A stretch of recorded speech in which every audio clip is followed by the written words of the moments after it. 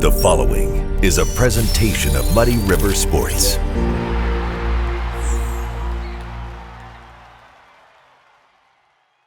Welcome to another episode of Schuck on a Truck, brought to you by Shottenkirk Toyota. I'm Muddy River Sports editor Matt Schuckman, hanging out on the tailgate and in the bed of the truck with two of Quincy's finest, Quincy Notre Dame volleyball player Nora Wiley and her older brother, Quincy University standout linebacker Brock Wiley. How you guys doing? Great. Great. Thank you for doing this. I know you and I had talked about it, Brock, about trying to make this happen, and because of both of your athletic schedules in the fall, it's hard to pin down when you both are free. Oh, no, isn't it really is. Yeah, it's a lot. Okay. How do you guys make that work with mom and dad going to games? And obviously your little brother Eli still is active. He's 8th grade, correct? Yes. So how does the family make this work? Can we answer? Normally they split up their support as much as they can. Dad's always trying to get to his games while mom's always with me, and then they'll switch and they make it work. I don't know how. How often do you guys get to see each other then play? Not very much. Not very often. I've only been able to make it to one of Q&D volleyball's Yeah, I've only been to games one QU this year. But I do tune in online when I can. Just like my mom did this past weekend. Right. Like she said, my dad makes it to the football games usually. Yep. And she tries to tune in online or any way she can. But she's always supporting us through texts and calls when she can't make it. So Knowing just how crazy the schedules are, how much do you guys then just shoot each other a text or give each other a call just to check in and how you're doing? Quite a bit. He always texts me after my games like, good job, or he's always supporting me, so I try to do the same when I can. yeah, when I hear that Q&D has a big game on schedule, I try to reach out before and after, try to get an idea of how she's feeling for the game, her mental attack for that game, and then anything I can do to help as far as being her older brother and supporting that. She also does a great job texting me as well, supporting me and being there for me. How much can you lean on an older brother that's been through some of this? A lot, because, we've both been battling injuries for so long, so he's been my biggest blessing going through all of it. I text him all the time, asking for help. And as we can see, he's got the arm wrapped right now. How tough is that situation for you guys, having gone through the injuries? I think it's part of the game. Unfortunately, we've had more than our fair share of the injuries. But now I try to accept that role as, maybe I'm going to go through some more things than other people and try to be that role model for others, especially family members that are going through something. And it's, like I said, it is part of the game. You're going to feel pain and aches throughout the season, especially in a physical sport like I do. Now, we picked a quiet spot to do this, and a truck pulls into the parking lot and revs up right in the middle of it. And he's not moving. So it's part of what happens with Schuck on a Truck. Yeah, right. You just roll with it. But in that sense, when things happen, whether it's, obviously Saturday's game at William Jewell was pretty crazy. You guys had some tough games in the Quincy High volleyball tournament. You got to roll with the punches, don't you? Yep. How much does that come from learning that from having older brothers and sisters who have played sports? I think it just only makes me stronger. It makes me want to work harder for what I do have and what opportunities I do get, because I don't get to play every game. I've sat 3 games this year because of my injuries, so I think that it just adds to it. Every game that I get to play is an opportunity to do my best, and I love learning from them. What about you? You watched your older brother Ike play. You watched your older sister Gabby play at high levels. Yeah. How much did you learn from them? We learn a lot just watching them. Obviously, it's big shoes to fill. But like I said earlier, we just love to compete in everything we do. We work hard.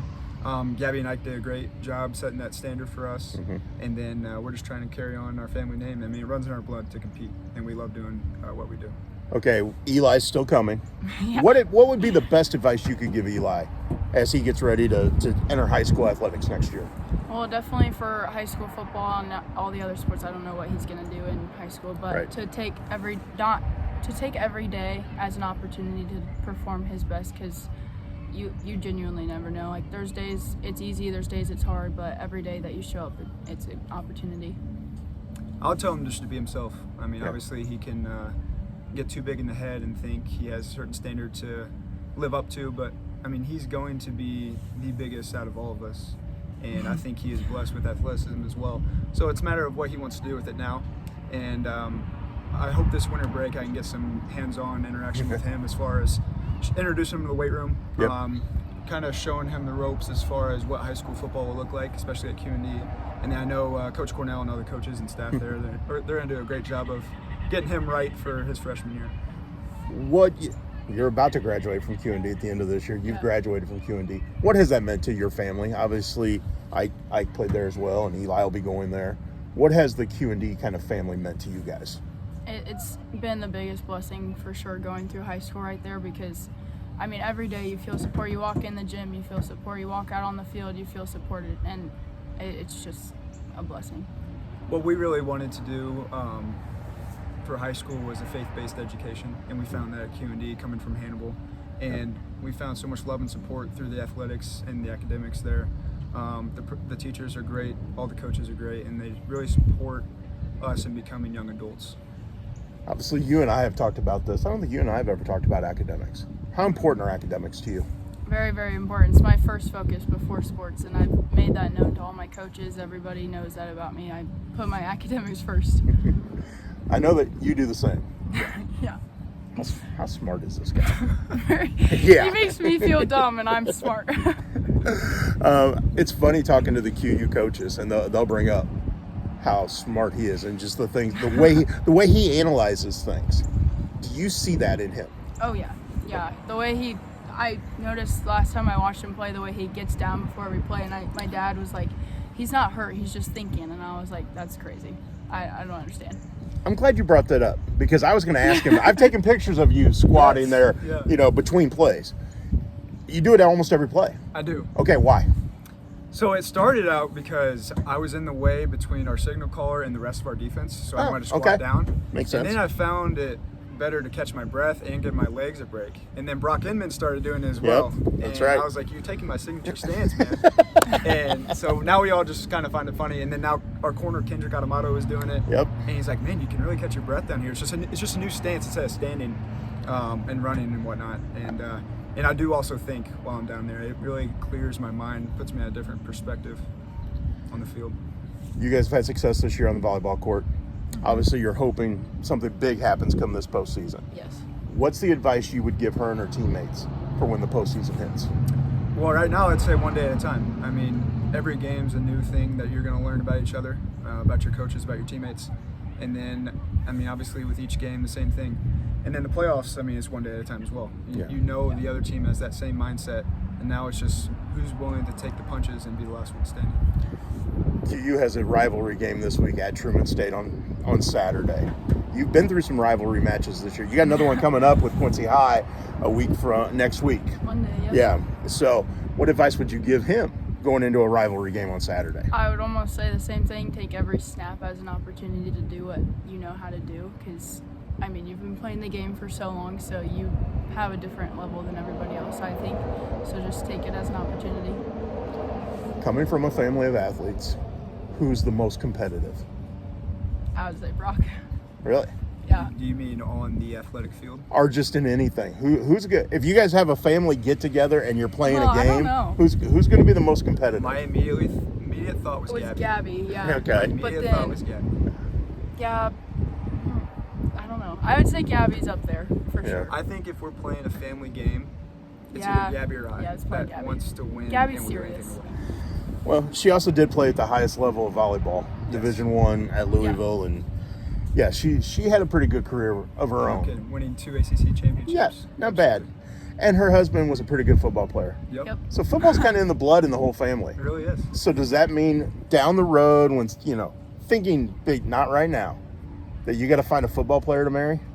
I guess. That's a funny story. Yeah. Not to put you on the spot or anything. No, yeah, I'll get there. I think she's blushing a little. I think bit. the same No. applies with me with a volleyball player, though. Yeah. With how it's going. I guess so. Yeah. Obviously, you've got potentially a couple more years here. But I know med school's in your future, right? Yes. Okay. What about you? What's your future look like? Going to UCM for volleyball next year. Okay. So I'm planning on staying there all 4 years and hoping to study to be an occupational therapist Awesome. on the side. So big plans for both of you. Yes, very big plans. But right now, the immediate thing is worrying about what's next on the schedule. Yep. Absolutely. How hard is that to be so focused? You got to focus on the immediates. All the games in between now and then just makes me so excited to get there. Like, I don't want it to be over, but every single game that goes by, I'm one step closer to being where I want to be. So I just take it as it is. And same with you guys? Yes, Coach Kilday harps on us to run the marathon with 1 mile at a time, one foot in front of the other. And so for us, now it's getting our bodies back after the game yesterday. Yep. And then we're going to attack Tuesday's practice in preparation for Truman. And then after that, it's just 4 more games. So, I mean, really just step after step, Yep. this marathon's going to be run before you know it. Well, guys, there's a lot to look forward to over the next month and a half for both of you, and I really appreciate you taking time to do this. I'm glad we finally got to do it. I know, Yeah. absolutely. You know, It's been a couple weeks. We had talked about, he and I had talked about it in the preseason. Like, can we make this happen? And I didn't know if we could because of schedules. Yeah, it's crazy. Yeah, Always busy. So, thank you so much for doing this, and good luck to both of you as things continue on. Thank you Thank so you. much. Awesome. Thank you. For Nora Wiley and Brock Wiley, I'm Matt Schuckman. This has been another episode of Schuck on a Truck, brought to you by Shottenkirk Toyota. Muddy River Sports. Our home, our sports.